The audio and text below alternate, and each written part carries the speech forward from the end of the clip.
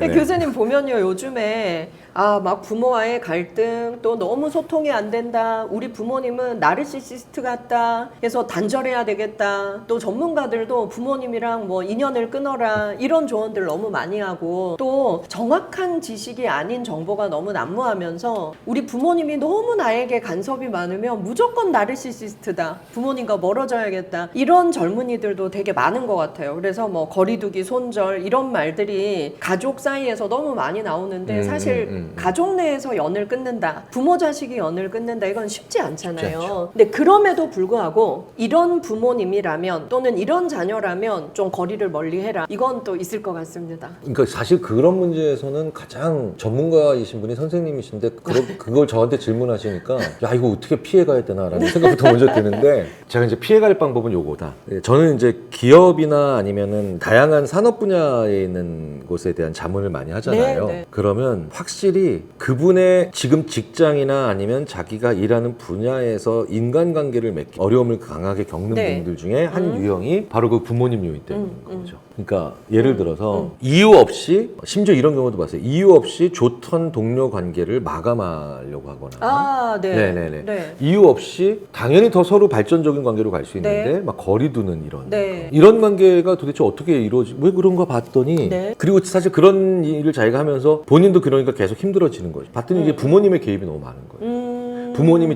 그런 동료랑은 일하면 안 된다, 이런 것까지도 온 거예요. 네. 그런 경우는 확실하게 좀 밀어내야 되죠. 그 부모님을 밀어내셔야죠. 자녀의 인간관계까지 그렇죠. 통제하는 부모. 거기에서 뭔가 네. 문제가 생긴다면 네. 그거는 아주 한사코. 네.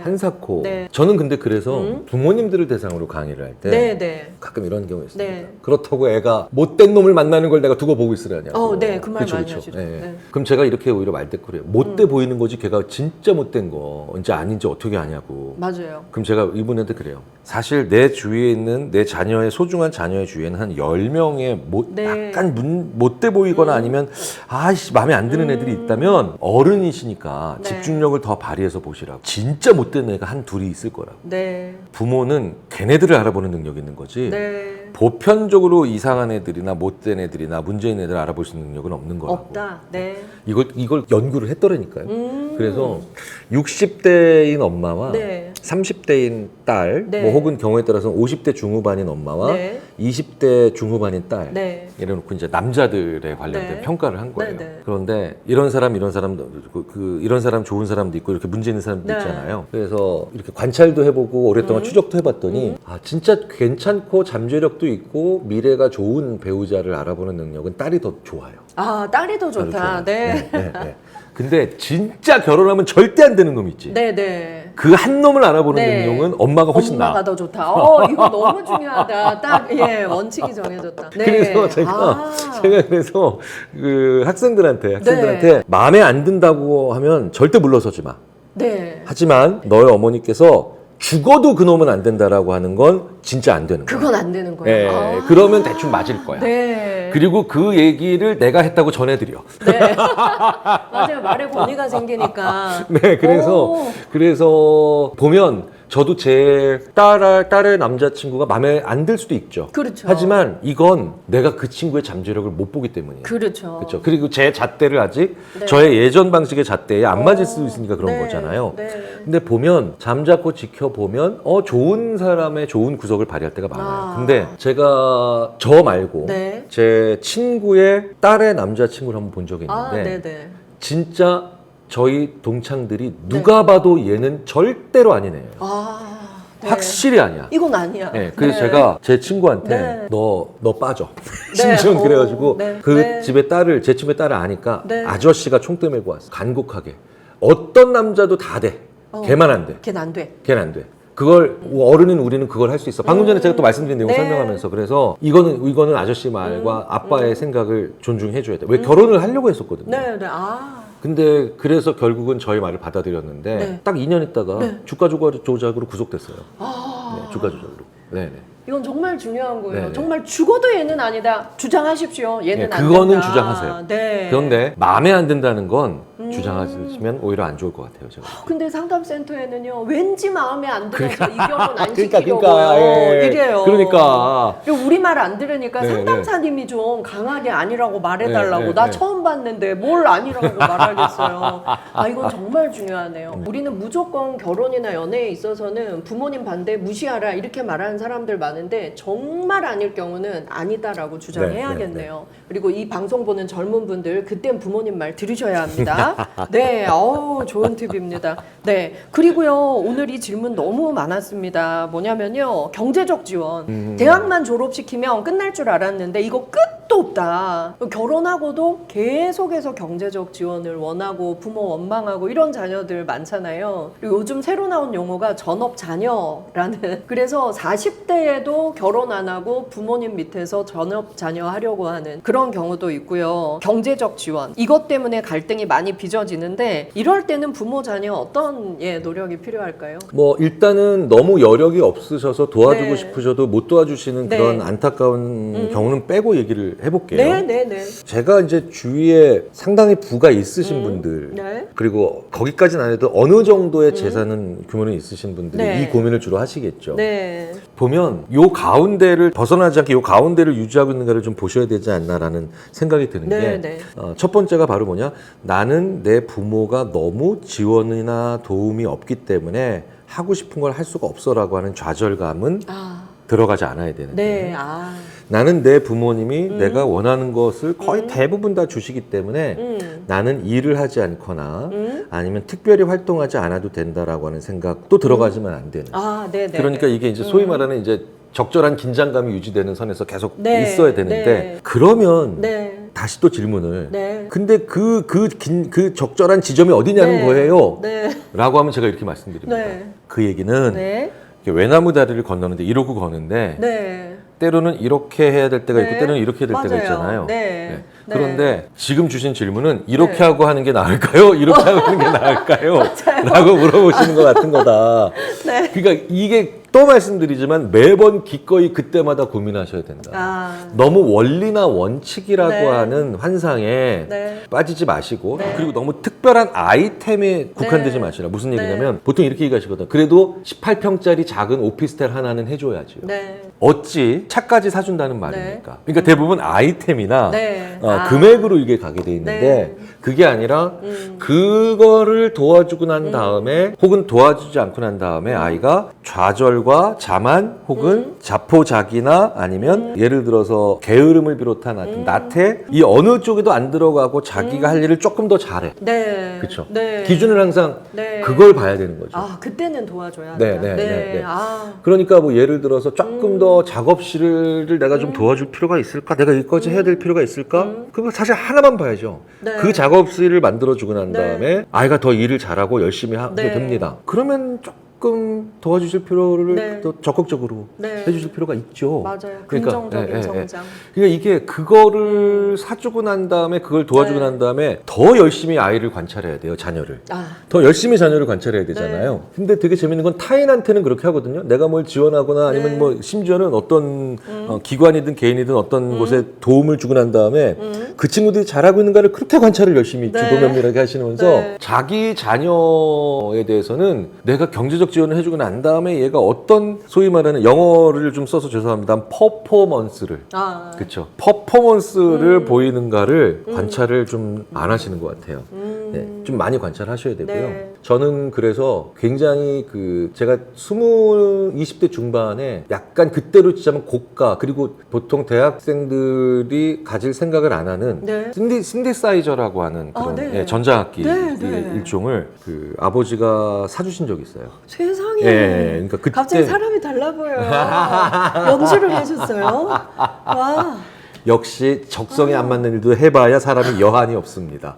아버지가 사주셨어요. 그러니까 제가 굉장히 그런 거에 대해서 그 카탈로그도 많이 이제 갖고 있는데 오늘 갑자기 네. 사오셨어요. 근데 저는 몰랐죠. 1년 동안 제가 그 악기를 얼마나 열심히 사용하는가를 그때는 몰랐어요. 왠지 아세요? 네. 그냥 지켜보시고 제가 열심히 쓰고 있으니까 컴퓨터에도 네. 연결해서 미디라고 하는 이제 컴퓨터 전자음악 하는 네. 그런 것과 또 네. 이렇게 이제 작업을 하고 이러니까. 네. 근데 언젠가 고1이 일어나고 그다음에 한 2년인가 있다가 네. 또 다른 어떤 그 뭔가가 있었는데 작은 그 기계 장치인데 네. 믹서라고 하는 건데 네네네. 그것도 하나 사주셨거든요. 아버지가? 알바 비용이 안 돼서 와. 좀 모자라서. 근데 그걸 하나도 안 쓰는 거예요. 저는 그러니까 음향적인 거에 거의 관심이 없었는데 아. 그게 여기다가 붙이면 멋져. 네, 믹서를 네, 붙이면. 네. 사실 원래 필수 장비이기도 하지만. 네. 근데 그거에는 크게 관심이 없고 네. 오로지 연주하고 그거를 네. 컴퓨터 파일로 집어넣는 거에만 관심이 있었던 네. 거예요. 엄청 혼났잖아요. 아, 관찰하셨네. 너 봐봐라. 여기 먼지 봐봐라. 한 번도 안 쓸 장비를 너 왜 쓰는 거야? 왜 샀니? 네. 아. 물론 그것조차도 한 번쯤은 경험해야 되죠. 그러니까 저한테는 성공적으로 그걸 잘 써본 경험도 있고 그 다음에 한 번 이런 걸 제대로 못 써서 혼나본 경험도 있는데 네. 부모님이 그 추이를 관찰해 주신 덕분에 네. 저는 물건을 살 때 살 네. 거는 어떻게 결정하고 아. 어떤 건 사지 말아야 된다는 어떤 개념을 잡을 수 있는 친구가 아. 됐던 거죠. 아, 그러네요. 우리가 합을 정말 그래도 꽤 큰 가격을 지불한 거예요. 그러니까요. 그 정도면. 네, 네, 네.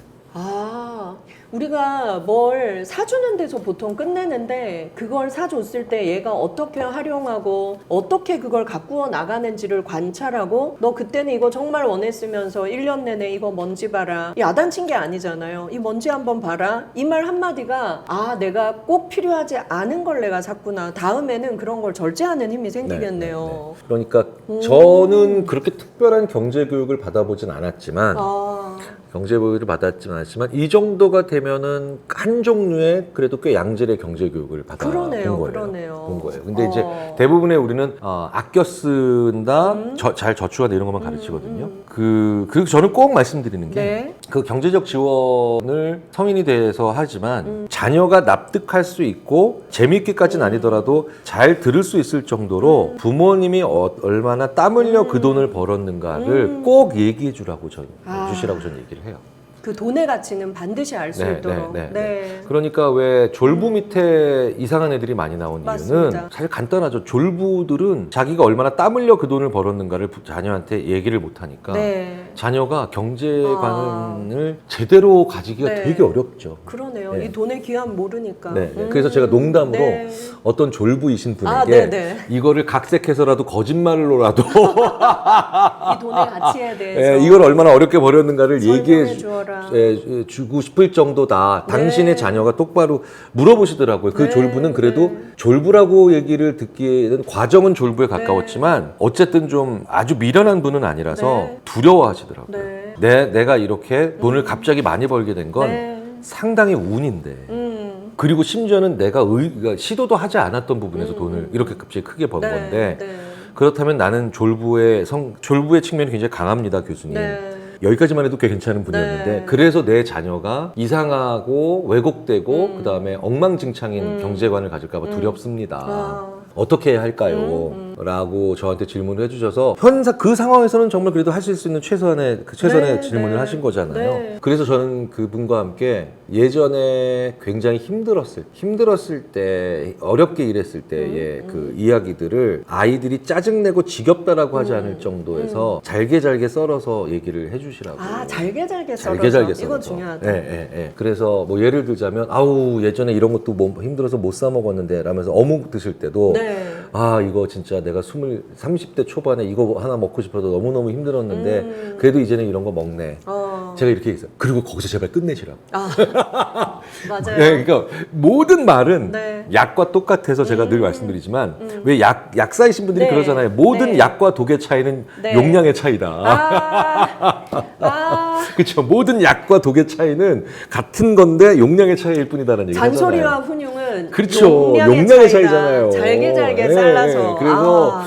그 뒷말이 아마 되게 하고 싶으실 거예요. 아이한테 교훈을 주고 싶어서. 하지만 그 교훈 딱 서론까지만 딱 하셔라. 아, 너무 좋네요. 네, 서론까지. 왜냐면 네. 본론만 하면 된다는 네. 거죠. 라고 했을 때 그 본론이 나왔다면 이미 너무 네. 지나치신 거니까 네. 여기까지가 서론이다라고 하는 거. 그 서론이잖아요. 네, 그게 딱 서론이잖아요. 네. 서론까지만 하시라고. 그러네요. 부모님의 인생 철학 진짜 알려주고 싶은 거 네. 짧게 잘게 썰어서 하면 약이 되고 길게 하면 독이 될 것이다. 그러니까요. 우리 구독자님들 오늘 너무 잘 배우고 계신데요. 심리학자는 네. 아시잖아요. 제일 잘하시잖아요. 심리학자는 즉 결격 사유를 전공으로 한다는 거. 그렇죠. 우리들의 모든 약점이 교수님의 연구 대상이 되고 또 교수님이 연구하셔서 저희에게 알려주시니까 제가 지금 얼마나 이런 실수를 많이 했으면 이런 얘기를 드리겠습니까? 근데요, 우리 다 너무 잘 키우고 싶거든요. 정말 잘 키우고 싶었을 뿐인데 이미 자녀들은 나를 거부하고 대화도 안 되고 모든 말을 듣기 싫어하고 그래서 속상하신 분들이 연락을 너무 많이 주세요. 근데 우리의 이 잘 키우고 싶은 진짜 사랑의 마음을 잘 전달하려면 이런 말씀들이 저희에게 너무 필요한 것 같아요. 저희가 너무 불안하다 보니까 자꾸 이렇게 하고 건널까요? 이렇게 하고 건널까요? 질문을 하게 되거든요. 그때 상황에 따라 깊은 생각을 자녀와 함께 하는 그쵸? 것이 네, 여러 번 정말 하는 생각은 여러 번 해야 되지. 여러 번. 네, 네, 아, 그게 중요하네요. 네, 네. 자, 자녀에게 경제적 지원을 할 때 내가 이 지원을 안 해줬을 때 이 아이가 성장하지 못하고 좌절하거나 자포자기하지 않을까 이거 우리가 꼭 한번 생각해 보시고 내가 이 지원을 해줬을 때 얘가 자만에 빠지거나 나태함을 갖지 않을까라는 느낌이 든다면 우리가 좀 참을 필요도 있겠네요. 그 네, 지원을. 네. 그 길을 그 네. 길을 계속 이렇게 네. 이렇게 가는 거죠.